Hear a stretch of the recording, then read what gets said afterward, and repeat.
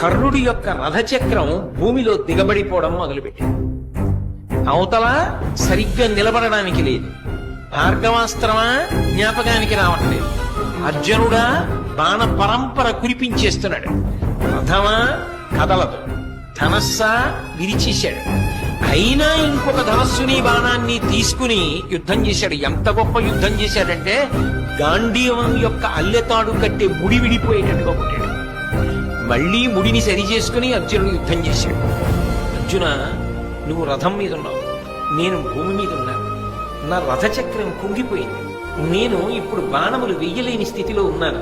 అయినా నువ్వు ఆపకుండా బాణప్రయోగం చేస్తున్నావు. కొంతసేపు బాణప్రయోగం ఆపు. నీకో గోవిందుడికో భయపడి నేను ఈ మాట చెప్పట్లేదు, ధర్మం చెప్పాలి కాబట్టి చెప్తున్నాను అంటే కృష్ణ పరమాత్మ అన్నాడు, అబ్బా ఇప్పుడు ధర్మం జ్ఞాపకానికి వచ్చిందా? జ్ఞాపకానికి వస్తే రక్షించేది కాదు ధర్మం, అనుష్ఠిస్తే రక్షించేది. నువ్వు ఎంత ధర్మాన్ని అనుష్ఠించావు జీవితంలో?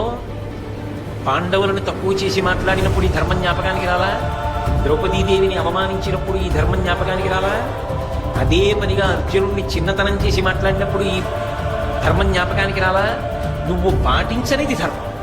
నీకు అక్కడికి రమ్మంటే ఎక్కడి నుంచి వస్తుంది?